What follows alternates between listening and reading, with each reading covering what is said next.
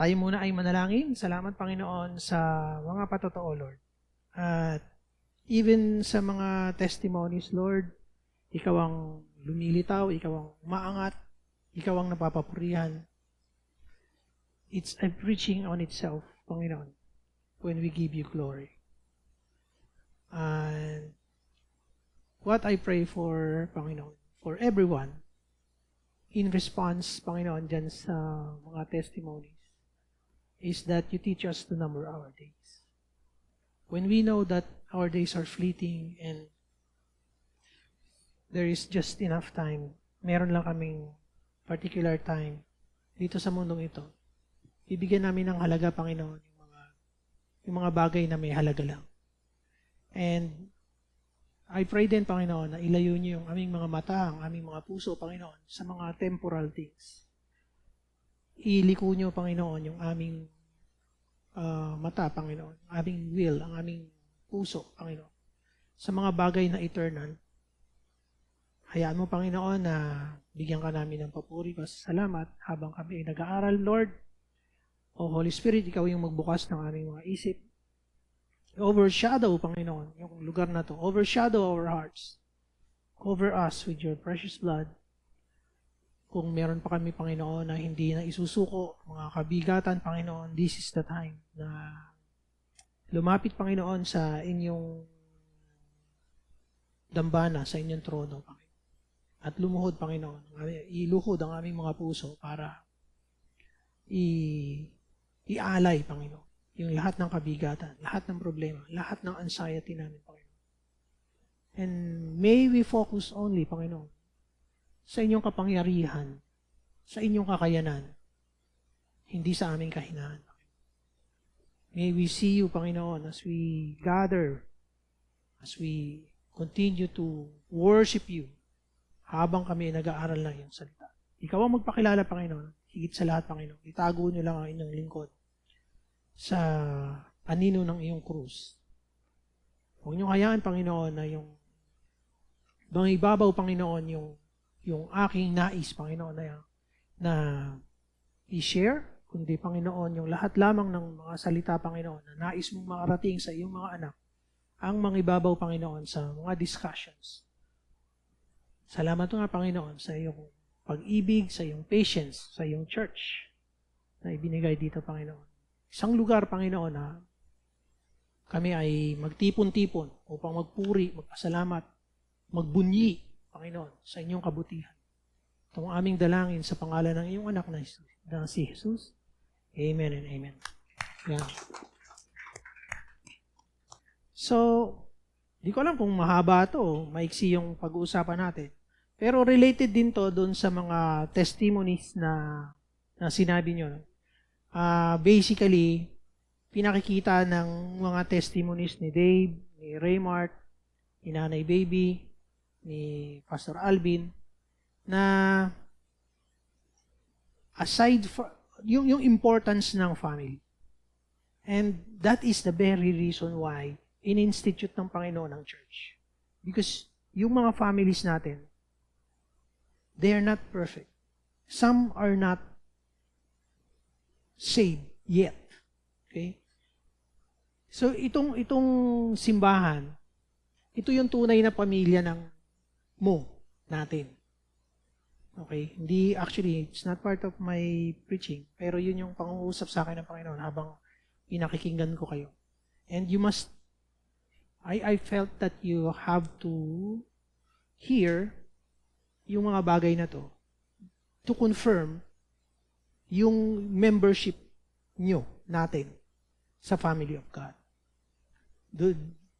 Yung mga problems and sufferings natin, yung mga kakulangan sa buhay natin, yung mga longings natin, yung mga nagpapalungkot sa atin, these are instruments of the Lord para ipakilala na I can make a family. I made a family for you na magpapalakas sa'yo. Kasi temporary lang yung buhay natin dito. That is why yung panalangin ko kanina is the same ng prayer ni Moses yata or ni David. That matutunan natin hanggat mas maaga pa. Huwag nating hihintayin maging gray yung buhok natin bago natin ipanalangin to teach us to number our days. The earlier, the better. Kasi mas mahaba pa yung magiging productive lives nyo. Hindi yung kung kailan malapit na, uban na, baga yung sinasabi ni Solomon sa kanyang sa Ecclesiastes na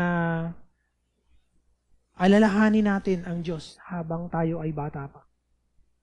Alalahanin natin. At maalala lang natin yan if we keep on studying His Word.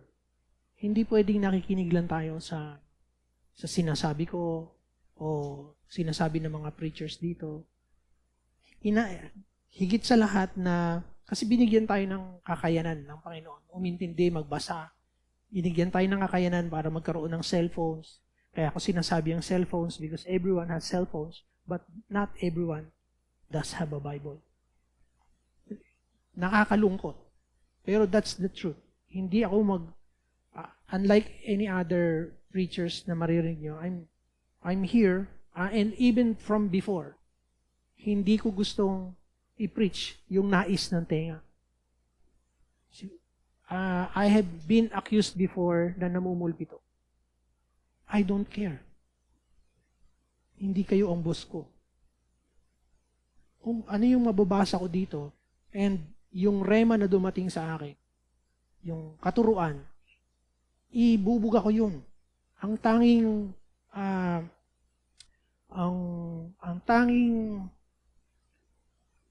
responsibility ko lang sa inyo is to choose the right words para hindi ko kayo sinasaksak. Hinahayaan ko yung salita ng Diyos ang magpalambot ng puso nyo. Most of my responsibilities being a preacher is to choose the right words para maintindihan ng lahat. Bata, matanda, may estudyante, nagtatrabaho, walang trabaho. Para sa lahat. And yun yung isa sa mga nais ng Panginoon ngayon. Dito sa pag-uusapan natin, it's not supposed to be a surprise for everyone dahil nabasa na natin to. Okay? So, ako na lang magbabasa, huwag na nating lahat-lahat. Okay?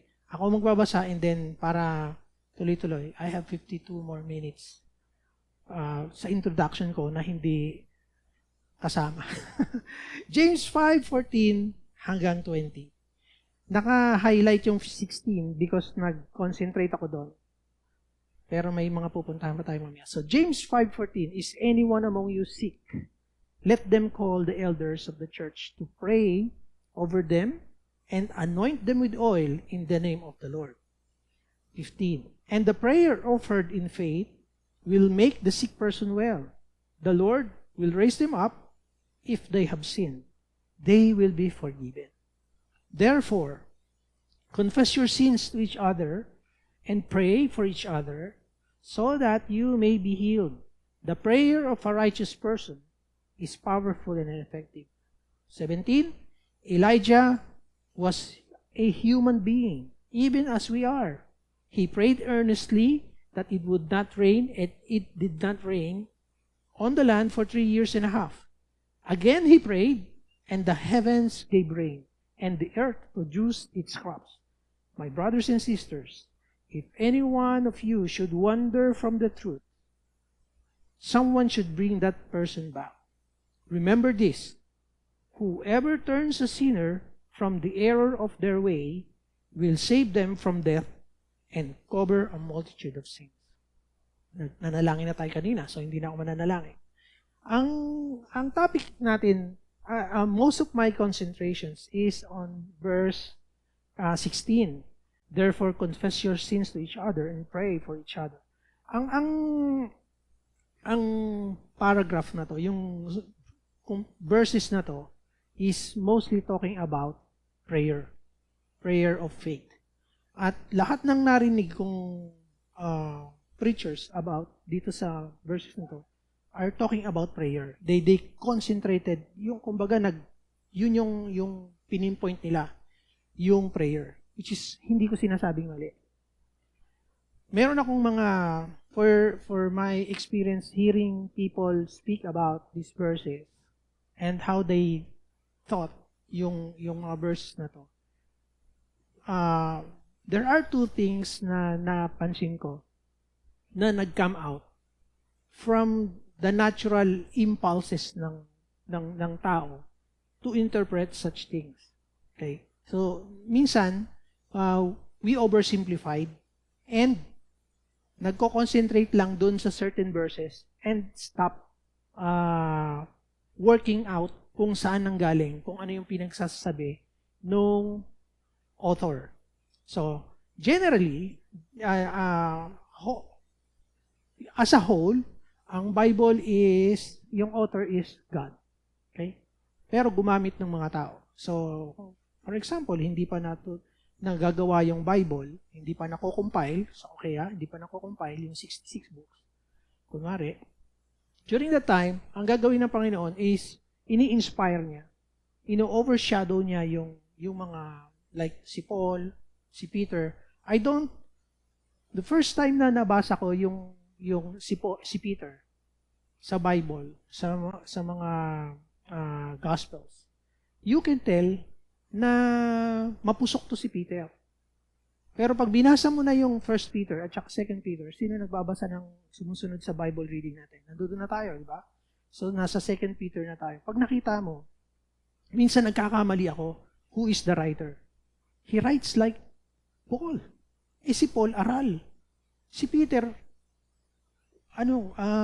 mangingisda. Walang aral. Pero the way they write, kung paano magsulat ng letter, is, kumbaga, pwedeng mag-match. Kumbaga, isang tao na may doctorate, isang tao na maski grade school lang, o sabihin na natin na grade 6 lang ang tinapos.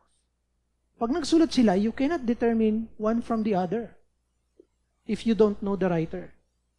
So, dun ka mamamangha, dun mo masasabi, isa sa mga, one of the reasons you can tell na ang tunay na author ng Bible, ng mga letters na to, ay ang Diyos. Kasi hindi lalabas doon sa natural na utak ng writer yung mga bagay na pinasusulat like Peter. Hindi ko dinadown si Peter, itinataas si Paul. Ang ina-highlight ko lang dito is yung real author ng Bible. Okay? Ba't ko sinasabi yun? Kasi binanggit dito si Elijah. Si Elijah kasi nung siya ay nabubuhay, alam niyo yung word na demigod? So yung mga bata, alam nila yun. Diba? Kasi sa mga Greek mythology and yung mga games, no, ginagamit yung mga word na demigod.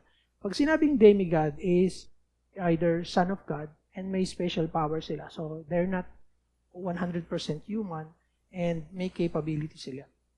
Yun yung status yun yung nakikita kong status ni Elijah during his time. During his time. So, punta muna tayo. Dadating din naman tayo dun eh. So, punta tayo dito sa James 5:13. James 5:13. Punta tayo dito sa kinopya ko lang yon para mas madali natin, kasi baka magsulat ako. Meron na ba ako? Kaya ko na ba magsulat? Ayun. Okay. So, ang sabi dito, sa James 5:13, para in a way, pinakikita ko sa inyo kung paano ako magbasa ng Bible and how the Holy Spirit helps me to interpret yung mga dinidiscuss natin. Okay? So, ganito yung nangyayari. So, babasahin ko yan, di ba? Is anyone among you in trouble? Let them pray. Is anyone happy? Let them sing songs of praise. Guguhitan ko yung sing songs of praise. Okay. Uy, pinakailaman ako. Is anyone you in trouble? Sino dito ang walang problema? Wala, di ba? Lahat may daladalahin. So, in a way, sinasabi ni James, lahat kayo makinig. So, ang sabi niya, let them pray. That is why, yung ano nito is about prayer. Tanong ulit. Sino nagpe-pray? Sino pala dasalin dito? Ako ini-encourage ko ang lahat. Lagi kong sinasabi to, ang pattern ko, I don't want to say my idol kasi lagi ko nang sinasabi before that my idol is David sa mga personality sa Bible. I like him. So, yung pattern niya, maliban sa pagiging brusko, gusto kong manahin, especially his heart. So, isa sa mga karakter ni David is prayerful. Very, very prayerful. So, kapag tayo, even natural sa atin, when we're in trouble, we pray. Pero yung second part ng verse, is any one of you happy? Ibig sabihin, contented. Di ba? Sino dito ang contented naman? Pwedeng magtaas ng kamay. Hindi nakakahiya yun. So ako, sige, ayan. Mauuna na ako. Oh. Contented. You don't have to be 100% na lahat ng gusto mo nasa sa'yo to be contented and happy. Maling prinsipyo sa buhay na kinakailangan makuha ko muna to before I became happy. Before I decide to become happy, kailangan gumaling nanay ko. Kailangan nasa poder ko na siya. Kailangan meron akong panggastos sa nanay ko. Kailangan yung anak ko walang sakit. Kailangan paglaki niya, kamukha ng nanay niya. Baka sabihin ni Dave, ayaw niyong makamukha ko yung anak ko. So, hindi kaya, paano na ngayon to? Tinanong ko, is any one of you happy? Halos walang nagtaas ng kamay. E di, ang konti pala, samantalang if anyone is in trouble, lahat tayo qualified. Pero bagiging anak ng Diyos, nakakahiya sabihin that you are not happy. Because we sing songs. The songs we sing, especially during praise, tells us na maski anong estado ng buhay mo, may kasiyahan sa Panginoon. There is joy in the Lord. Lagi natin, and it benefits us to know that.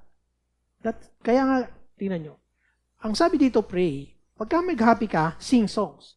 What does it tell you? What does it tell us? That singing praises to the Lord and worship, yung praise and worship natin is basically a prayer. Sinong umabot sa praise and worship? Nag-praise and worship ba kayo? O nakatayo lang kayo? O hinahayaan nyo si Lawrence ang kumanta para sa inyo? So, magkaiba, yung ini-enjoy mo lang yung music, at saka yung wala kang pakialam, pag sintonado ka, medyo hinahinaan mo lang, pero umaawit ka pa rin sa Panginoon, di ba? Hindi naman yung, maski wala kang mic, na overpower mo yung boses ni Lawrence. Tapos taliwas. Key of C ang tugtog. Kanta mo, key of D flat. Diba? Nasa D flat ka. Like, ilayo natin talaga. So, pero ang ibig sabihin ng sing songs and praise is the same as yung prayer. These are also a form of prayer. Naalala niyo yung ACTS? May pagsusulatan ba ako dito? Yung acronym natin, ACTS. Toink, toink, toink, toink. Ano to?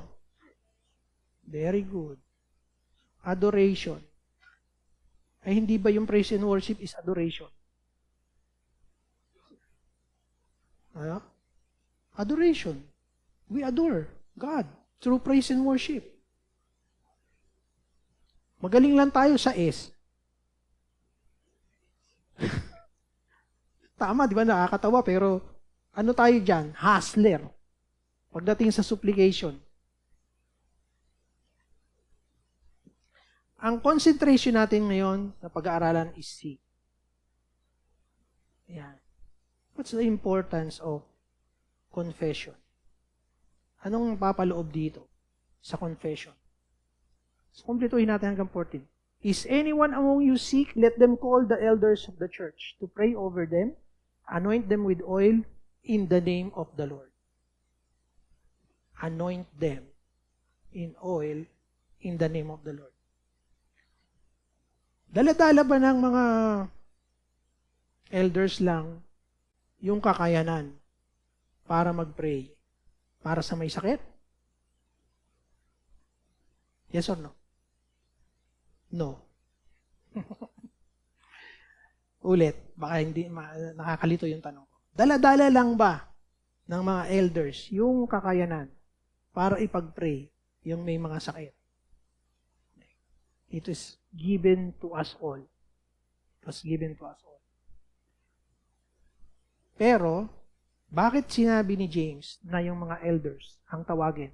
Yung first choice are the elders. It doesn't mean na paano si Timothy? Si Timothy ay elder ng isang napakalaking church at napakabata niya. Paano yun?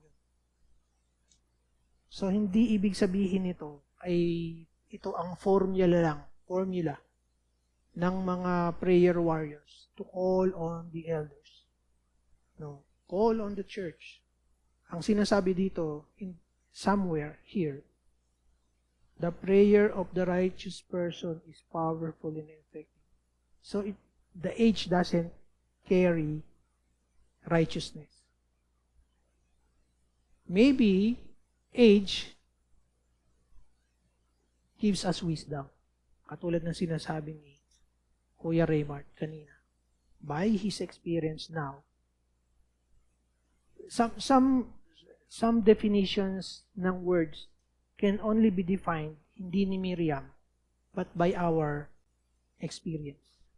Nasabi ko na before, yung lungkot, yung homesickness ay simpleng sasabihin ni Miriam, you're sad because you're not home. Pero, nung nag-abroad ako, kulang yung definition mo, Miriam. Ang una kong ginawa, pagdating ko sa Saipan, pagbaba ko ng maleta, umawa. Iyak. Diba? Nagkamali yata akong desisyon, Lord. 2 taon ka dyan. Diba? Gusto mong umunlad. Gusto mong, sige, para sa pamilya mo, okay, pinagbigyan kita. Ngayon, sasabihin mo, first day, di ka pa pumapasok sa trabaho, nagkamali yata ako. Definition ay magiging katotohanan lang once you experience it. And anong mahalaga dun sa experience? You learn from something dun sa experience na yun. Or kapag ka hindi ka nagkaroon ng tamang pananaw and paulit-ulit mo pa lang, ginagawa din. Bakit ko kinukumpare ko ngayon ito sa kasalanan. Papunta na tayo sa kasalanan. Because, sabi dito, is anyone among you sick?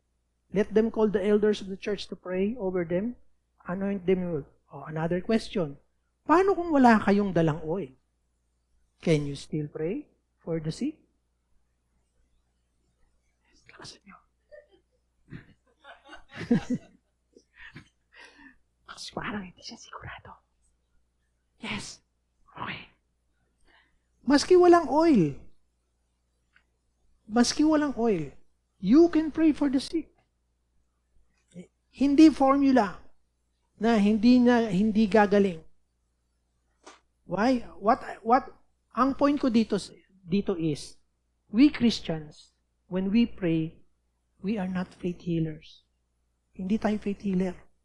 Natatawagin tayo ng kung sino lang. Kilala ko tong pastor na to, pastor to kilala ko to, pag-pray mo ngayon, anak ko may sakit. Faith healer. Diba? Ginagawa tayong faith healer. At part of us believes na ganun yung formula nitong James 13 to 20. Hindi tayo faith healers. Ayaw ng Panginoon na tingnan tayo ng tao at maniwala rin tayo sa sarili natin na meron akong oil. I am righteous. Why am I righteous? Because I have the right relationship with God. I am righteous. Hindi ako righteous because I do right. I am righteous because of the righteousness of my Lord. I am His servant. Maski dala-dala mo yung mentality na ganon, hindi mo dapat sabihin sa iyo, sa sarili mo, na I can pray for this. I am the only one who can pray for this and others don't. Yun yung nakita kong maling itinuturo ng interpretations nitong mga to. Not only the elders. The elders have the wisdom. Kaya sila yung first choice. But, ang sabi dito somewhere there is, the prayer of the righteous person is powerful. So, kapag ka nandudong ka na sa situation, huwag kang mataranta, walang langis. Naku, hindi epekto. No. Inaalis mo nilalagay mo yung kapangyarihan sa langis, hindi doon sa Diyos. Tama, di ba? Tama. Meron tayong mentality na ganoon. Huwag tayong magpanggap mga Kristiyano. Ang sabi dito, and the prayer offered in faith will make the sick person well. The Lord will raise them up. Ito yung connection nito. If they have sinned, they will be forgiven. They will be forgiven. Bakit sa palagay nyo, sickness, trouble, and then instead of concentrating on the sickness, sinabi, they will be forgiven. And the prayer offered in faith will heal them, and they will be forgiven. Tanggalin nyo yung mga in-between. So, para makikita natin ano yung intentions ng author, kung ano yung sick, ano yung trouble. When we say you're happy, it is because you are out of trouble and you are not sick. So, ito yung sinasabi niya. And then, itong mga sickness and trouble, ang sabi, faith will heal you, the sick person, because you will be forgiven. So, ang focus ng author talaga dito is sin. Why? Bakit confess? And also, ano yung ginagawa ng confession dito? Confess your sins. Ibig sabihin, it's not in the hand ng naglelay ng hand sa atin. Bakit confess your sins to each other? Bakit kinakailangan natin mag-confess? Kinakailangan nating makawala kasi sa clutch ng kaaway. So, tingnan natin dito sa, wait lang ha, punta na tayo dito kay prayer and confession. So, concentrate tayo kay confess. So, G18343, yung word na ginamit in Greek. Pagka G, ulitin ko na naman, dun sa Bible ko. Pagka G1843 means Greek word sa Strong's, ito yung hahanapin natin, and then, ito yung exact word in Greek, exomoloheo, and ang meaning nito. Lumaki ba? Ang sabi, from Greek, to acknowledge, or by implication, assent, agree, fully confess, and profess, is almost the same. When you profess, it is a confession. When you talk, you confess. Diba? So, anong ibig sabihin ng word na yan is just really to say kung ano yung nais mong sabihin. Diba? It is a confession. So, pag in-apply natin sa sin, you confess, umaamin ka sa iyong kasalanan.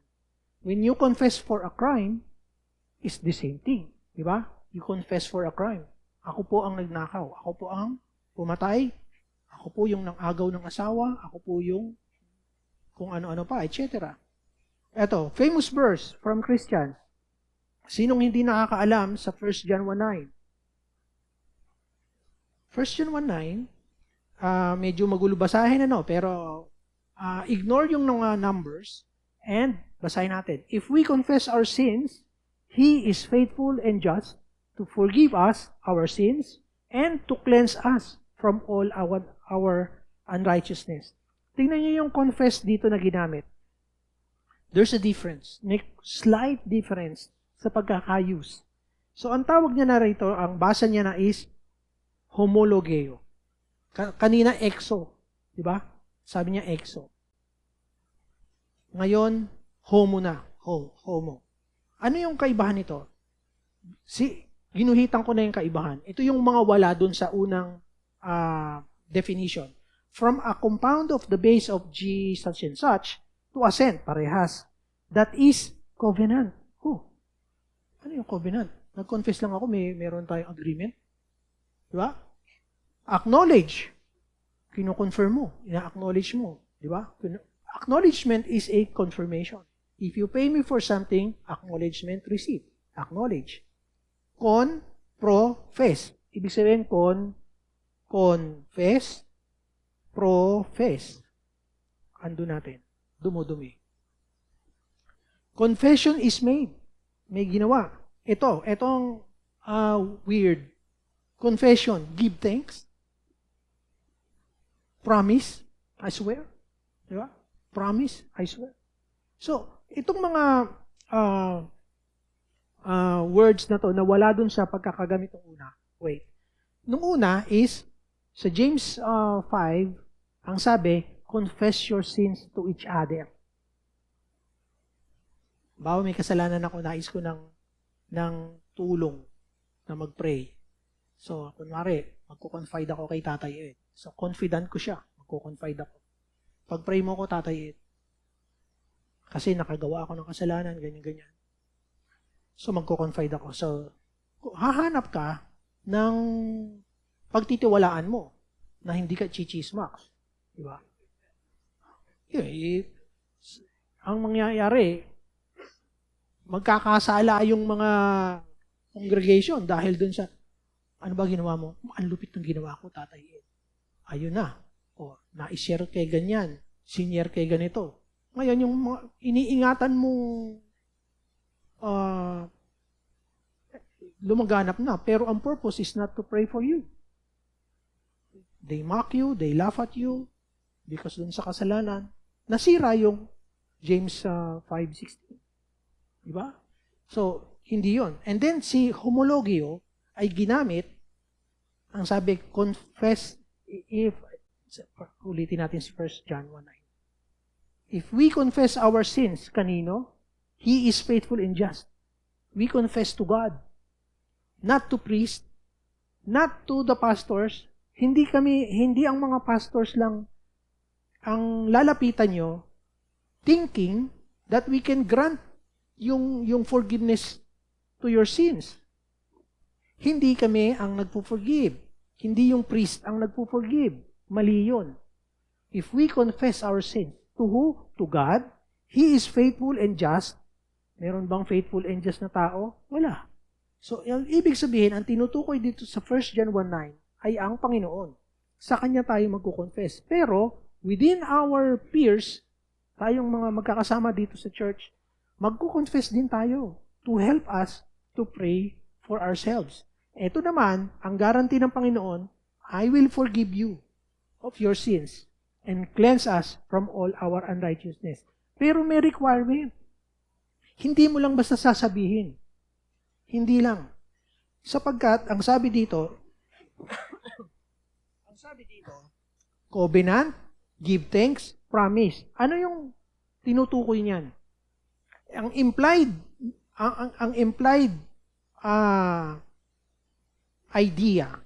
idea ng mga underlined words is you promise something and sa palagay nyo sa sin, ano ang kasunod na bakit ka magpa-promise kapag ka meron kang sin?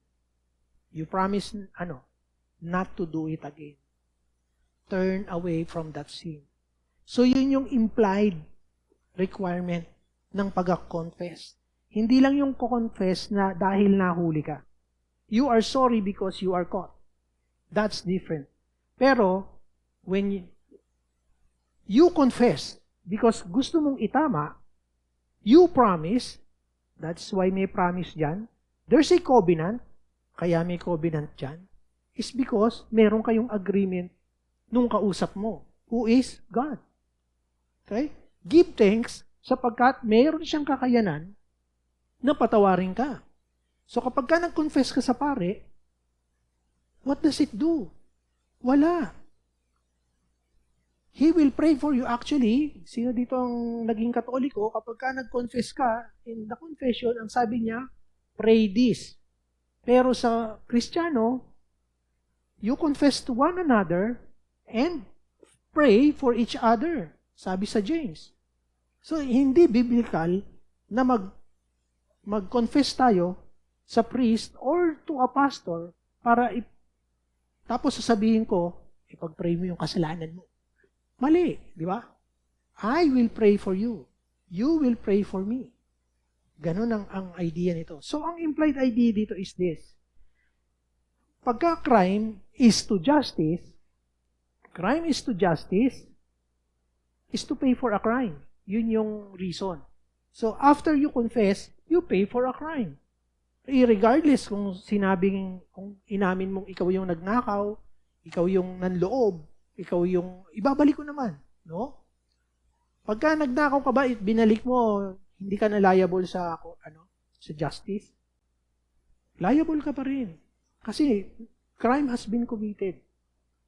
Iba naman, pag nakapatay ka, kasi hindi mo na kayang buhayin yung napatay mo.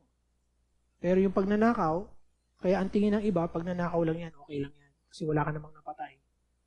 Pero yung pagnanakaw mo could cause the death of somebody, so by extension, makapatay ka rin. Diba? So sin, pagdating naman sa sin, hindi na justice ang kausap mo dito, but God, the perfect God, but someone paid for your sin. What is left to do? Ano yung dapat nating gawin? Ang dapat nating gawin, ang idea dito na implied is repentance. Repent. So, kapag ka naisip natin ngayon yung confession, it doesn't mean sasabihin mo lang, I am guilty, umaamin ka. It has the idea, undermining idea, na you have to repent. Turn away from that sin. Hindi pwedeng sasabihin mo, I confess, that's it. Mayroon palang kasamang idea yun, which is yung confession comes with an implied turning away. Ito na, sinagot ko yan. Repent. Ito. Para maintindihan natin, the power of the secret sin. The power of the secret sin can be broken by confession. So, illustration, para madali nating makita. Si Little Johnny, kapatid, si Big Sister Lily. Ba? Pwede rin naman natin gawing makatotohanan. May magkapatid na babae dito. Gahanap mo. Hindi, ito na lang. It's alright. Kasi, si Little Johnny, Big Sister Lily, and the Dead Old Duck. Si Little Johnny, mahilig maglaro ng tirador. Ang tinitira niya yung lata. Pero, sa katabi ng bahay nila, in a farm, ay nandoon yung mga ducks. Meron yung alaga yung tatay niya, yung duck, yung tatay ng mga, kasi usually isa lang naman minsan yung male, maraming female, paparamihin mo. So, manggagaling lahat doon. So, ito si Johnny, tinitirador yung lata. Hindi niya tinamaan, dumapli sa bato. Nag-ricochet sa ulo nung duck. Hulaan niyo kung ano nangyari. Patay. Patay yung bibe, yung tatay ng mga So wala na, hindi na dadami. O di ang ginawa ni niligpit niya lahat. Tinago niya yung ebidensya. Tapos pumasok niya sa loob ng bahay. So siyempre, hanapin ng tatay niya yung duck. Naku, nakita, tepok. Sinong nagpatay? Walang umaamin. Sige, wala nangyari. Walang witness. Kala ni Johnny. Eto ngayon, inutusan si Johnny ng nanay niya. Clean up your room, wash the dishes, mag-igib ka, ganyan-ganyan. Ang inutusan pala si Lily. Inutusan. Lily, do this, do this, do this. Nakita ni Lily si Johnny. I know about the duck.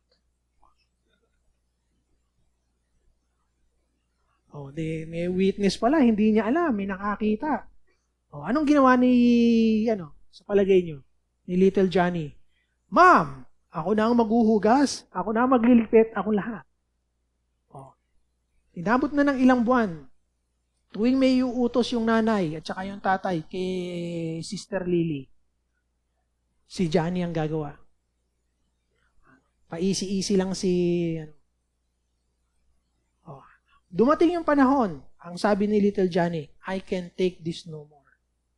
So, lumapit siya sa tatay niya, Dad, naalala mo yung duck na namatay?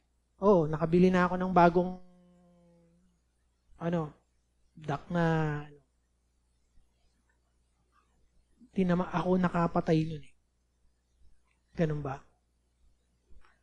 Huwag ka mag-alala. Alam ko.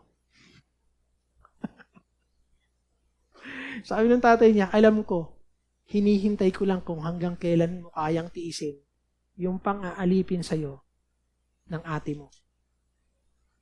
So, eto naman ngayon yung nanay nila Little Johnny. Lily! Yung chores mo, gawin mo na. Okay lang, ma'am. Bahala si Johnny dan. Sagot ni Johnny, not anymore. Ano yung aral doon? Ano yung aral? Ang mga aral doon ito. Covering our sins will result in guilt. Ito, basahin natin yung Psalms 32 verse 3. Si David to. Hindi naman halata, no? Si David na naman. When I kept silent, my bones wasted away through my groaning all day long. For day and night, your hand was heavy on me. My strength was sapped as in the heat of summer. So, kapag tayo may kasalanan, nagtataka tayo, ba tayo nanghihina? Ito yung nagaganap. Kala natin yung minsan yung sakit natin ang cause virus. Hindi. Ang sakit natin minsan, ang karamdaman natin, most of the time, is caused by sin. Ang virus ginamit lang. Pero, we are susceptible to viruses because nanghihina tayo inside ourselves. We are wasting away inside because, ang sabi dito, I kept silent. Ibig sabihin, di ko mambibig, ayaw i-confess yung kasalanan. For day and night, your hand was heavy on me. Sino yung kausap ni David dito sa Psalms na to? Ang Diyos. My strength was up. Nangihina ako. As in the heat of summer. Natutuyot siya. Pinagpapawisan, nauubos yung electrolytes niya. Nangihina. Then, sabi niya, I acknowledge my sin. Ano yung word kanina? Acknowledge, which is confess. Diba? Ito yung ginagawa ng confession sa ating mga Kristiyano. Huwag nating maliitin. Then I acknowledge, sabi natin, then I confess my sin to you and did not cover up my iniquity. Ayun naman pala sinabi, I will confess my transgressions to the Lord and you forgave the guilt of my sin. So, ano ang ibig sabihin yan? Habang kinokobera natin yung ating sin, merong foothold yung enemy sa atin. Diba? Ang sabi sa isang verse sa Bible, do not let the enemy have a foothold on you. Ano yung tinutukoy doon? Kasalanan. Kapag hindi ka masunurin, hindi ka sumusunod sa sinasabi, imposible namang tanungin niyo pa sa akin, Pastor, ano yung mga dapat na sundin namin? Ay, sus. Ayan, di ba? I-follow ang Panginoon. Basahin yung Bible. Ando dun lahat. So, when we sin, we confess. Kaya nga paborito ng mga Kristiyano yung 1 John 1:9. Pero sa 1 John 1:9, hindi lang ito sasabihin mo that sinasabi mong makasalanan ka. Uulitin ko, kasama sa confession yung repentance. Hindi lang siya confession. They are underlying reason kung ba't ka magko-confess is mayroon kang intention to turn away from your sin. So that is repentance. That is actually the definition of repentance. To turn away. 180 degrees. Hindi 360. Kasi pag nag-360, umikot ka lang, dun ka pa rin nakaharap sa kasalanan. O, the same direction. So, pag sinabi na repentance is turning away, huwag ka na mag-swerve to the left or to the right, 180. Pabaliktad, palayo dun sa kasalanan. Diba? So, yan ang ginagawa ng confession. Kaya hindi biro-biro kinakailangan yung confession imamatch natin sa repentance. Ang sabi sa Proverbs 28:13, whoever conceals their sins, itinatago, does not prosper. Tingnan nyo, naghihirap tayo. Nagkakaroon ng kagipitan sa buhay natin. Hindi naman perfect na formula yung nakalagay na naman. Ulit ko, no, hindi taga sa bato.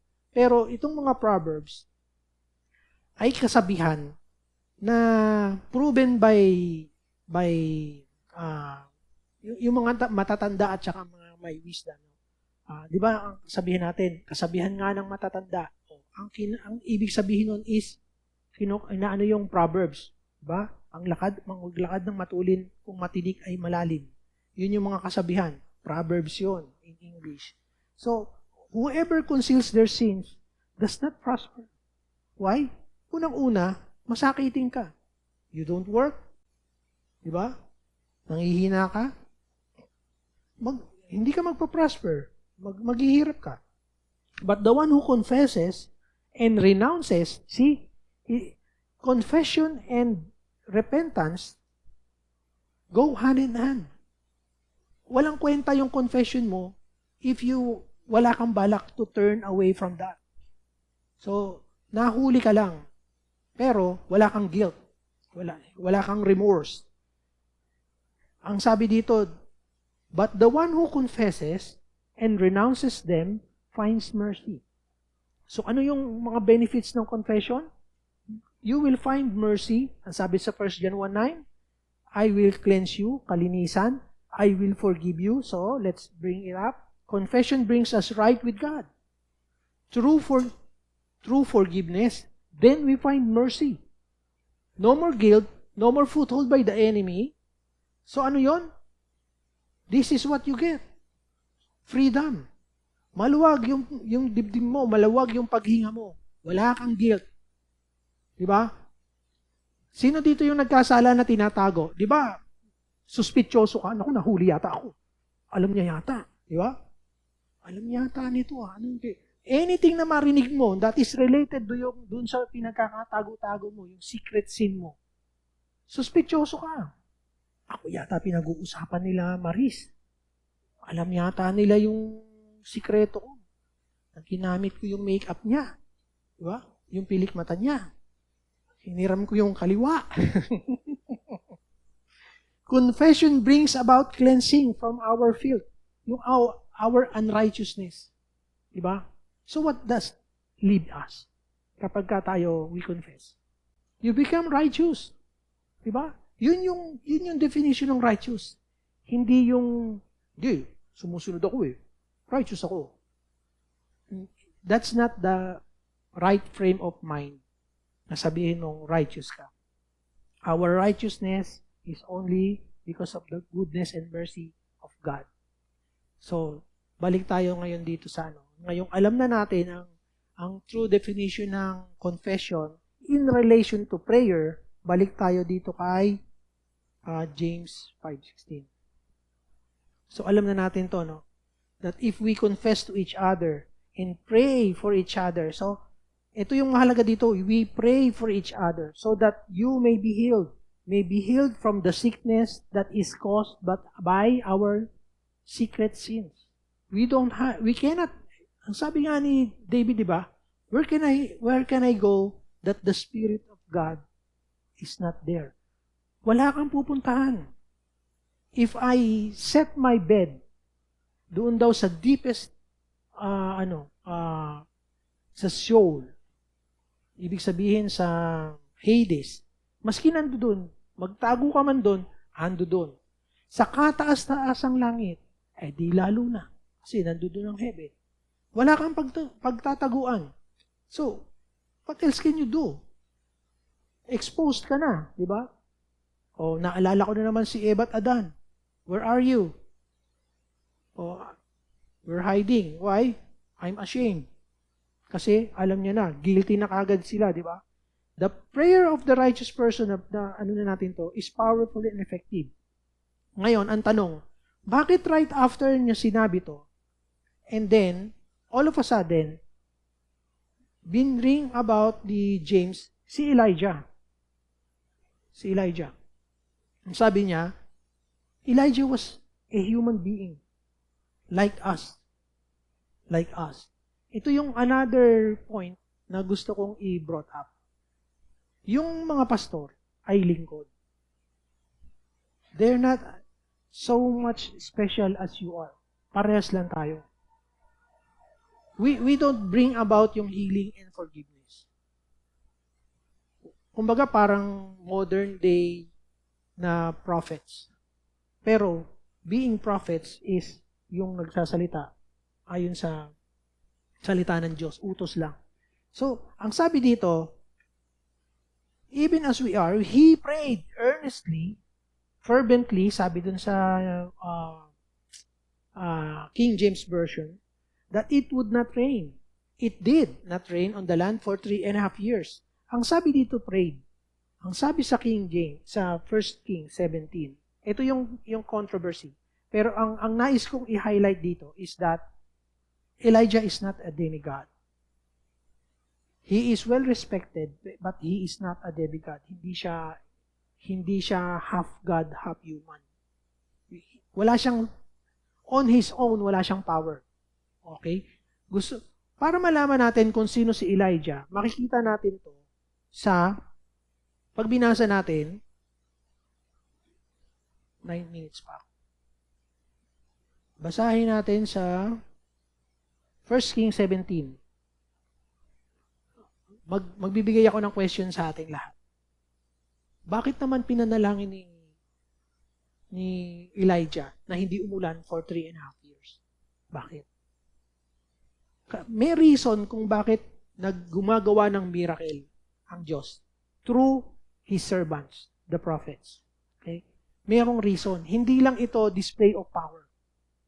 Halimbawa, sabi nyo, merong isang ganyang pastor noon, pinag-pray, nag-heal. Ano nangyari? Gumaling. After nung gumaling, pumunta na ba sa church yung mga pinagaling? Hindi, balik sa dati. Walang kwenta. Kung ipagpe-pray natin ng isang tao, gumaling siya, usually, ang nabibigyan ng karangalan, yung nag-pray. Yung nag-pray. At sa puso nung nag-pray, mataas din yung pagtingin, tumataas din yung kanyang pagtingin sa sarili sapagkat ginamit siya ng Panginoon. Ang nangyayari, may mga nakita na ako by experience, nawawala sila sa Panginoon. Tumataas yung ego. Which is mali. Eto, tingnan natin yung buhay ni Elijah as an example.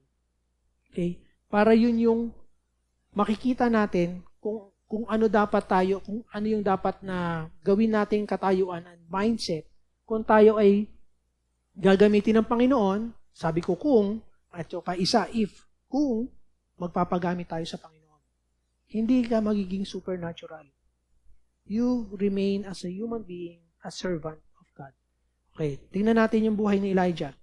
Elijah at Tisbe said to Ahab, si Ahab ay hari ng Israel na masama. So, actually ganito yun. Nahati yung kingdom, Israel, South, North ay si Judah. Sa Judah, nagsasalit-salit minsan yung mabubuti at masamang hari. Pero sa Israel, all throughout, lahat ng naging hari, masama. Nagsimula kay Jeroboam, pasama ng pasama. Pag binasa niyo yung Kings, ang sabi, he is Ahab, he did more evil than his predecessors. Sumunod na hari, he is ganyan, Jehoiachin, he is more evil than the ganyan. Pasama ng pasama. Kaya ang nangyari, nabanas na yung Panginoon, tapos na. Tatalunin kayo, sasakupin kayo ng Babylon, ng Syria, punta kayo, subjects kayo for 70 years. Papahirapan kayo, yung ayaw sumuko, mamamatay sa sword, sa famine.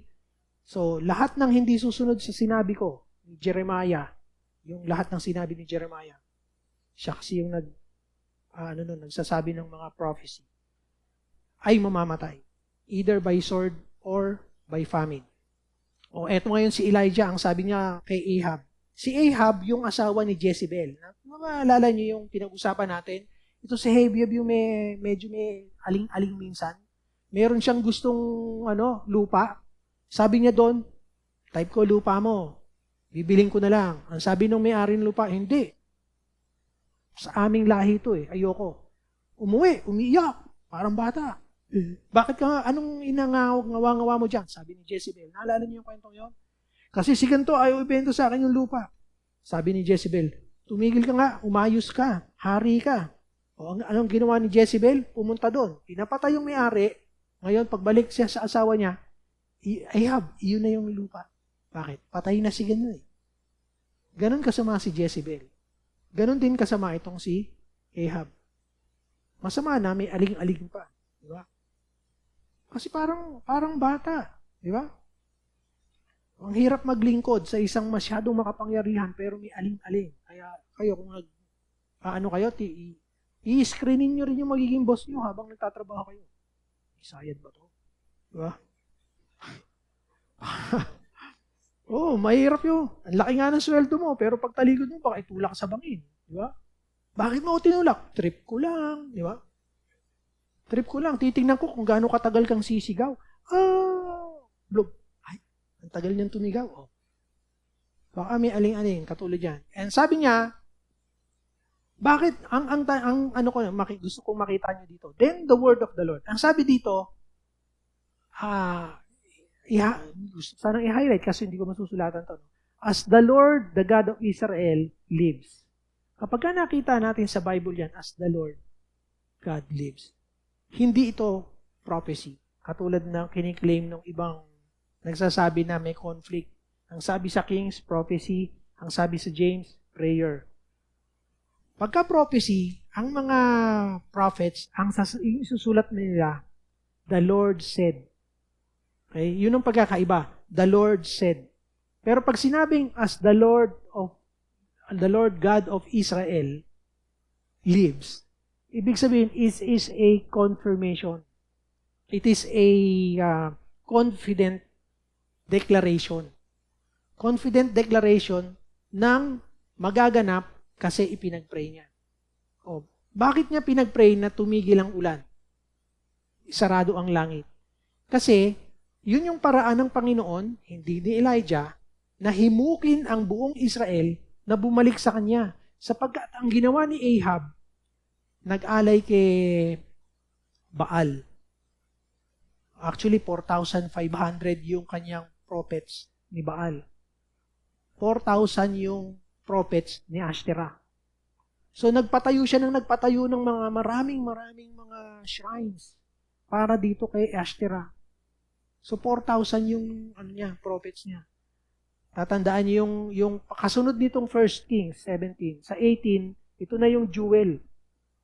Ang sabi ni Elijah, sige, ipatawag mo yung 4,500. Kasi, pauulanin ko na Pero ang reason dun is para himukin. Nagkakaroon tayo ng kahirapan, pagdurusa. Paraan ng Panginoon yun para sabihin na bumalik ka sa akin. Yung gaze mo dapat sa akin. Hindi sa mundong ito. Hindi sa temporal. Sa akin ka tumingin. Sunod ka lang sa akin. Tingnan niyo yung ugali ni Elijah. Ito na ngayon. Then the word of the Lord, iba na yan. When we say then the word of the Lord, it's a prophecy or an instruction. Ang sabi niya kay Elijah, live here, ang tinutukoy ko yung 17, live here, turn eastward, and hide in Kerith Rabin, east of the Jordan. You will drink from the brook. I have directed the ravens to supply you with food. So, anong ginawa ni Elijah? So, he did. He did what the Lord had told him. So, ang kaibahan natin is that, pag may sinabi ang Panginoon, na instruction sa atin, hindi tayo sumusunod. Si Elijah sumusunod. So, he is just human, pero sumusunod. Ang tanong nyo ngayon, kailan ko na-receive yung instruction from the Lord? Kailan ko narinig? Kinakailangan pa ba audible voice? Pinasulat nga niya That is the reason why there will be no more prophecy na bago, na pwedeng ipanloko sa atin ng kaaway. Kasi ang gagamitin ng kaaway is salita din ng Diyos. So, ititwist niya na ito yung ibig sabihin niya, that this is the prophecy. There will be no more prophecy dahil kinumpile na ng Panginoon as one book, the Bible. So, pag kami nagsabi, I am a prophet of God, ano kagad? Lumayo-layo ka, dumistansya ka na kagad. Peki yun. Lalo pa yung may mga, before their name, tinatawag nila sarili na apostle such and such. Ano kaya? Yung mga bishop, ranks ng pagiging pastor yan. So, it's fine. Reverend, okay lang yan. Pero tawagin mo yung sarili mo na apostle or a prophet, medyo hindi ko pinaniniwalaan right away. Nananalangin na kagad ako, nabuksan yung mata ko, yung isip ko, doon sa mga sasabihin niya. Or otherwise, hindi na ako makikinig sa kanya. Because he is a false prophet. Walang nag-self-acclaim na propeta. Hindi sinabi ni Elijah na that I am a prophet. Binansagan siya ng mga tao because of what he does. Si Apostle Paul, tinawag lang niyang apostle yung sarili niya, it is because pinoprosecute siya ng mga false teachers. Nagki-create ng division among the churches na sinasabi si ganyan, si ganto, si Apollos ang susundin namin, si Peter. Kaya dinefend ni Paul yung sarili niya by calling himself and confirming yung calling ng Panginoon sa kanya. Hindi pagmayabang yun. It's another story. Unlike yung mga sa panahon natin na nagre-raise ng hand and calling themselves apostles, lumalayo-layo tayo doon. Yung church natin, ilalayo ko din doon. Because most of the time, most likely, these are people after your money. After your money lang. So, ang sabi niya, sumunod. The widow of Sarephat. Then, the word of the Lord came to him another time. Ang sabi na naman, go at once at Sarephat in the region of Sidon. Umalis ka na dyan sa pinagtataguan mo, lumipat ka. Oh, madali ba ang buhay ng, sino rito ang gustong maging propeta ng Panginoon? During their time, mahirap. Mahirap. Sa palagay nyo ba, malusog si Elijah? Nakakain niya yung lahat ng gusto niyang kainin? Unlike us today, kung anong gusto nating kainin, pipila ka sa Jollibee, sa Chowking, mamimili ka kung anong gusto mong kainin. Oh, ang sabi kanina dito, the ravens brought him bread and meat. Kung ano yung nanakaw ng mga ravens, yun ang kakainin mo. Kung ano yung mga tira-tirang tinapay, yun ang pagkain ni Elijah. Hindi katulad sa Jollibee. 2 chicken joy nga. Diba? Si Elijah hindi. Hihintayin niya yung ravens. Ano dala nyo? Naku. Nginuya mo na. Ba't mo nginuya yung tinapay? Mga tuloy. Diba? Tapos yung meat. Anong klaseng meat? Hindi sinabi. Sa palagay nyo ba, Jollibee yun? Chicken joy yun? Of course not. Diba? Mahirap maging Mahirap maging Elijah, maging prophet. O ngayon, ang sabi niya, go at once. Pinagmamadali pa. Paano kung ang tagal mo na ron, settled ka na, diba? Tayo dito, settled na tayo sa trabaho natin, settled na tayo sa tinitira natin. Paano kung inutusan ka? Mag-alsabalutan ka. Isama mo yung anak mo. Uutusan ko kayo. Saan ka pupunta? Sa Nigeria. Huwag ka magdala ng maski ano-ano doon. Bakit mo ko doon pinadadala, Panginoon? Doon mistiso ka. Dito, ulik baka. Ay, sorry. Wala ka pang asawa, kaya hindi ikaw yon, nagkataon lang. Hindi ikaw yon. Pero, ang point ko dito, tingnan nyo to si Elijah. Kung kailan okay na siya, alam niya na kung saan siya kukuha ng tubig, hinihintay niya yung oras ng pagdating sa umaga at saka sa gabi nung ravens. Alam niya na yung routine ng buhay niya. Sabi na naman ng Panginoon, go at once. Alis ka dyan, bilisan mo. Diba? So, saan daw siya pupunta? Stay there. I have directed a widow. Tingnan mo naman, nung una, ibon. Ngayon, widow. During that time, widow, walang-wala rin ito. Ano ipakakain na naman? Sabi mo. Gutom na naman. Fasting na naman ako nito. Sabi niya. Pero anong ginawa ni Elijah? Sumunod na naman. Maski anong hirap ng utos sa kanya, sumusunod. So, the widow was gathering sticks. He called her and asked, "Would you bring me a little water in a jar so I may drink?" As he was going to get it, called, "And bring me some piece of bread too." Ang sagot ng babae, "As surely as the Lord God lives." Ibig sabihin, confirmation, totoong-totoo yung sinasabi niya, katulad din yung kaninang sabi ko. So, this is not an introduction of a prophecy, but a confident declaration. Pag nabasa niyo yung "as surely as the Lord lives," it is not a prophecy. Okay? Ang sabi niya, "I don't have any bread. Only a handful of flour in a jar, a little jar of oil, olive oil in a jug. I'm gathering few sticks to take home and make a meal for myself and my son, so that we may eat and die." Kasama pa ako mamamatay dito, sabi ni Elijah. Diba? Huling kain na. Huling meal. Tapos, wala nang kakainin, mamamatay na. Doon ka pinadala ng Panginoon. Diba? Pero ang sabi niya, "Don't be afraid. Go home, do as you've said, but first make a small loaf of bread for me." Kung ngayon mangyayari to, hindi susundin ng babae ito. Kasi yung mga tao ngayon magugulang. Uunahin pa kita. Yung bread ko, yung flour ko, ininid ko, iluluto ko, tapos papakain ko sa'yo. Wala na kami, ang plano ko nga, kakain kami, pag nagutom kami, patay na. Pero sumunod yung babae, yun ang kagandahan din dito. "For this is what the Lord," ito naman yung guarantee. Ito naman yung guarantee ng Word of God, which is yung namumutawi sa bibig ni Elijah. Hindi siya nagpo-proclaim ng sarili niyang word. Yung word lang na galing sa Panginoon. Ito, ang Panginoon na to. So, this is a prophecy. This is the difference between a prophecy. A prophecy is not a prayer. Okay? A prophecy is not a prayer. A prayer can be a declaration, a confirmation, na dahil sa pananampalataya mo, naniniwala ka na gagawin ng Diyos mo yon.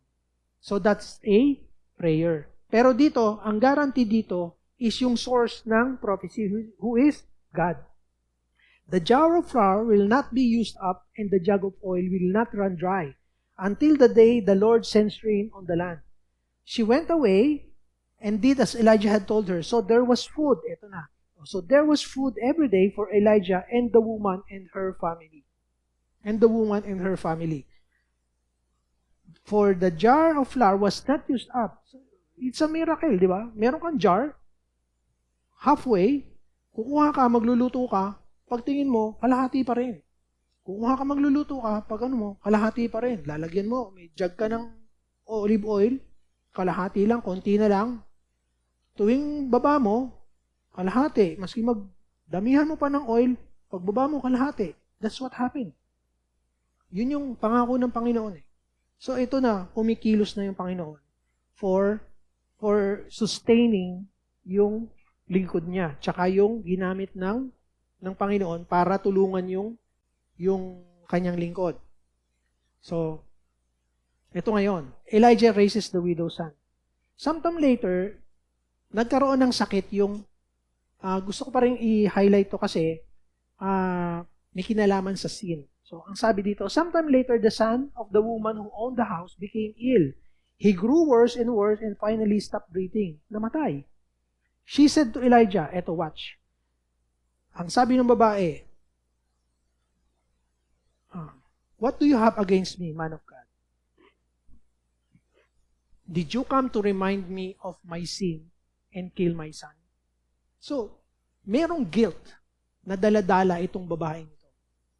Meron siyang kino-cover up na sin na sa kanyang paniniwala would have caused yung death ng anak niya. So, di ba ganun tayo? Kapag ka tayo ay may hindi magaganda, when we're in trouble at meron tayong we're suffering, Sa madaling salita. When we are suffering, ang pinagbibintangan na kagad natin is, mayroon akong nagawang kasalanan. Which is, magandang way kasi nag-humble down ka at kinikilala mo yung pagiging makasalanan mo. And that leads to repentance and confession sa Panginoon. Kasi yung una mong ginawa is confession agad. Diba? Pero kinakailangan mong i-determine. Like, yung mga secret sins natin. So ito, alam na kagad niya, she is guilty. At pinanghahawakan niya ng matagal na kinu-cover up niya yung kanyang kasalanan for a very long time. And namatay to. Isang makikita rin natin dito is every time na may hindi magandang nangyari sa buhay natin, yung propeta kagad ang sinisisi natin. See? Hindi ang Diyos ang sinisisi niya. Did you come to remind me of my sin and kill my son? So kapag ka minsan blessing, hindi natin tinitingnan yung mga propeta, yung mga, sa panahon natin yung mga pastor. Pero once na meron nangyari na hindi maganda sa church, kasalanan lahat ni Pastor Rodel yun. Diba? Kasalanan lahat ng Pastor Rodel. So, ganun din ang ginagawa natin ng panahon na yon, kung how they look up kay Elijah. He is like God. Kaya ang sabi ko, demigod ang tingin ng mga tao kay Elijah. Actually, kapag binasa mo pa yung 18, merong lingkod ni King Ahab na yun yung nagtago ng 400? Hindi, 100 na prophets ng Panginoon. Tinago niya sa 2 cave. Itong taong to, nung makita niya si Elijah, sabi, natakot. Bakit kaya natakot? Kasi akala niya, pwede siyang ma-harm because of the presence of Elijah. Ang inutusan pa siya ni Elijah. Elijah, is that you, my Lord? Yes, I am. It is I. So, sabihin mo kay Ahab, magkita kami. Ang sagot nung servant ni Ahab, Lord, did you bring death sa akin? Kaya nga, kumbaga sinabi niya yung ginawa niya. Inalagaan ko yung mga propeta. Habang pinapapatay ni Jezebel yung mga propeta, nag-alaga ako ng 100. Tig 50 sa 2 cave. Ngayon, pag sinabi ko kay Ahab na nandito ka, tapos, who knows kung saan nagkadali ng spirit, at sinabi ko kay Ahab na nandito ka, at hindi ka namin matagpuan, kasi sabi niya, who knows kung saan ka dali ng spirit.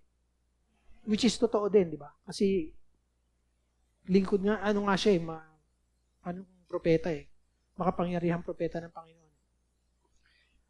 Papatayin ako ni Ahab. So, alam na alam niya, wating-wating si Ahab. Sabi mo, nandito si Elijah. Galit kay Elijah yon. Hinahunting nila yun Hinahunting ni Jezebel tsaka ni Ahab. Galit kay Elijah. Kasi nga, alam nila na si Elijah yung nag-pray, nag-shut up ng langit, so lahat, buong Israel, nahihirapan, drought. Diba? So, troublemaker ang tingin nila kay Elijah.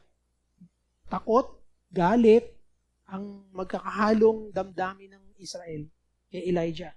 So, kasi, hindi nila ma-harm basta-basta kasi alam nila makapangyarihan Biruin mo, sabi sa langit, shut up, sarado. Maski hamog, wala. Diba? Maski hamog. So, ang sabi, eventually, pinagaling ito ni Elijah. No? Give me your son, he replied. He took him, no? And he cried out. He cried out. Ito yung panalangin na mataimtim. Diba? He cried out to the Lord. Earnestly, fervently, yun yung mga words na ginamit sa previous verses na ginamit natin. Kapag tinignan natin sa King James Version. Fervently. Ang sabi dito is, he cried out. It is, kumbaga, nanalangin ng may panaghoy. Hindi lang ito pabulong, pasigaw, paiyak na panalangin. And so, he stretched himself out on the boy 3 times and cried out to the Lord, Lord, my God, let this boy's life return to him. So makikita natin dito, pansinin natin, hindi si Elijah ang nagbubuhay ng patay. Ang Panginoon. The Lord heard Elijah's cry and the boy's life returned to him and he lived.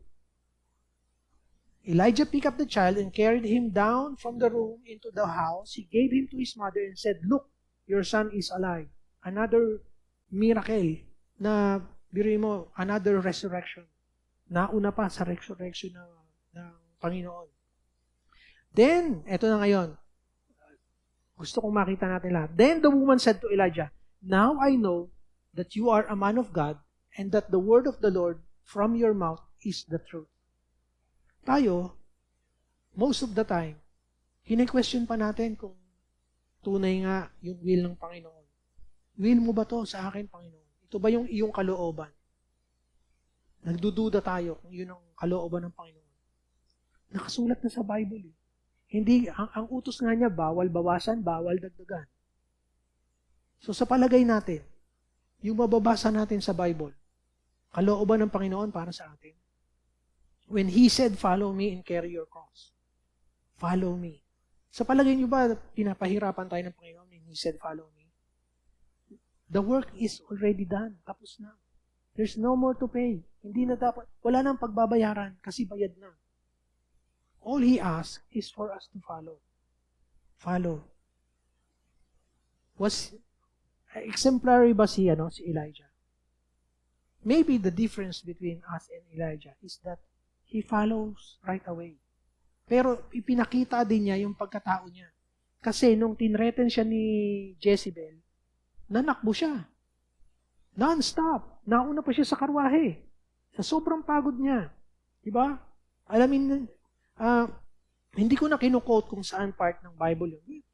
I'm sure nasa Kings din. Pero yun yung reason, napakaganda sana ng pag-uusap natin. If you are aware kung yung sinasabi ko is from the Bible or not. Kaya ang panalangin ko at ang panawagan ko sa ating lahat, basahin natin ang Bible. Kung na-late na kayo doon sa mga verses na pinapadala ko, it's too late. So, ang gawin natin, basahin natin yung latest and then jump in, patuloy natin. Pilitin natin yung ating sarili. It's not for my good, it's for your own good. Pero, ang benefit ko doon is that every time na may i-quote ako, nagkakaintindihan tayo agad. Hindi na ako maghahanap ng verse kung saan exactly sa Bible yung verses na tinutukoy ko. Gets nyo na kagad yung illustrations na sinasabi ko, di ba? Gets nyo na kagad. Especially, medyo related right away dun sa mga current na pinababasa ko, yung pinag-uusapan natin. So, actually, katatapos lang ng mga Kings, and kung nabasa natin, kung sumunod kayo sa aking Bible in 1 year verses, madali yung mapipick up yung takbo ng conversation natin. Parang tayo din tong woman na to. Biruin mo, gaano kahaba yung panahon na magluluto ka ng bread, kukuha ka dun sa garapon, hindi na babawasan. Hindi ka na naniwala pa 100% doon sa nagsabi kay Elijah na tunay na salita ng Diyos yung namumutawi sa bibig niya. Kinakailangan pang maging dramatic na mamatay yung anak at buhayin na muli. Okay? Ano ang point dito? Hindi gumagawa ng big miracles ang Panginoon to defy nature, to defy gravity. Gusto natin ganun. Nadidefy yung gravity, nadidefy yung law of nature, nadidefy yung death, para maniwala tayo na tunay ang sinasabi ng taong nasa harapan ninyo. O ng salita ng Diyos. Huwag nating hintayin yung ganon. Bakit? Kaya mo bang mamatayan ng anak bago ka maniwala? Kaya mo? Kaya mo bang bawiin lahat ng pagpapala mo na ng Panginoon? Kaya mo bang tanggapin na wala kang maigiban? Dito, daming nawasa. Pero palagay niyo ba, imposible na wala kang kakayanan uminom ng malinis na tubig? Wala kang kakayanan kasi hindi mo kayang bumili ng safe drinking water. So, hindi imposible yung mga sinasabi ko. If God retracts yung lahat ng mga pagpapala sa atin just to prove to you that He is living, He is active, He is the one deciding kung anong mangyayari sa buhay natin. Diba? So, my reason for big miracles. Let's go back, tingnan natin dito sa matatapos na po tayo. Sa James 5:13. Sa dulo na tayo. Ay, dito na nga lang. Worship. Dito. Ang sabi, my brothers and sisters, if one of you should wander from the truth, pagka naalis tayo na wala yung focus natin sa katotohanan, wander from the truth. When you wander from the truth, you are sinning. Walang special word for that. But you are sinning. Sin. And someone should bring that person back. Remember this. Tandaan nating lahat. Whoever turns, tingnan nyo, hindi na nakafocus dun sa healing of the body. Hindi yun yung point. The point is to return that man's soul back to his Creator. Ang sabi niya, whoever turns a sinner from the error of their way will save them from death and cover a multitude of sins. And cover a multitude of sins. Ano to? Tatandaan niyo ba? Love covers a multitude of sins. Dadalhin natin sila sa pag-ibig ng Diyos. Ililigtas natin sila sa sure na kamatayan. Hindi kamatayang lupa, kundi kamatayang espiritu.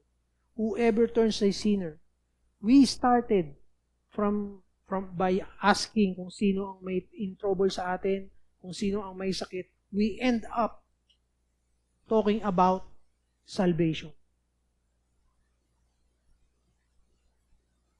So when we read again James 13 to 20, it's not just about being a faith healer. It is saving a person from death. Kumbaga, inaagaw natin sila sa bibig ng kamatayan. So, lahat tayo mamamatay physically. But not every one of us will live spiritually. So, yun yung goal natin. Kaparaanan lang ng ulit. Yung physical sickness is just a manifestation of the sin. Yun yung panawagan ng Panginoon. Manifestation ng sin. Pero ang ultimate goal ng Panginoon is to gather Himself yung mga mananampalataya. Ibalik sa Kanya through faith. Kaya, by prayer, by confession, by the laying of the hands, by putting the oil in the name of the Lord, it doesn't make us a faith healer. It makes us a true Christian, a true follower of God. Tandaan natin kung paano naging righteous si Elijah. A righteous person, the prayer of a righteous person is powerful and effective. Powerful and effective. It doesn't make you a faith healer, ulit-ulitin ko. It is the manifestation naman of the living God living in you. Because you are a righteous person. Magkaiba yon. So on our own, maski paliguan pa natin ng langis, yung may sakit, maski mangisay ka sa pananalangin, walang mangyayari. But only by the grace and mercy of God. Not enough oil, but the hand of God only. Okay? So, ganun, pinakita ko lang sa ating lahat on how we should be reading the Bible and how to interpret it. At saka hindi tayo linlang ng kaaway for the misinterpretation and misunderstanding ng Bible verses. Diba? So, marami kasi tayong na pinanggalingan na mga churches. And maski ako, akala ko dati, only them can do that. We need oil. No. We need God. We need God. Amen? So, tayo muna ay manalangin. Salamat, Panginoon, sa iyong mga ni-reveal ngayong umagang ito. I continue to pray, Panginoon, for wisdom and understanding at maging yung mga puso namin, Panginoon. I-guard nyo, Panginoon, na kami ay hindi malinlang, Panginoon, at mag-jump in sa mga mukhang tamang interpretations, but it's leading us away. Gawa ng kaaway, Panginoon, yung i-mislead us using your word. Pero, with your spirit, Panginoon, we are sure na kami ay hindi mamimislead, hindi kami mapupunta, Panginoon, sa maling pananampalataya, at higit sa lahat, Panginoon, yung aming mata at ang puso, Panginoon, hayaan mo lang na sa iyo nakatingin at nakafocus so that we may follow you, Lord. Salamat nga po, Ama, in Jesus' name, amen and amen.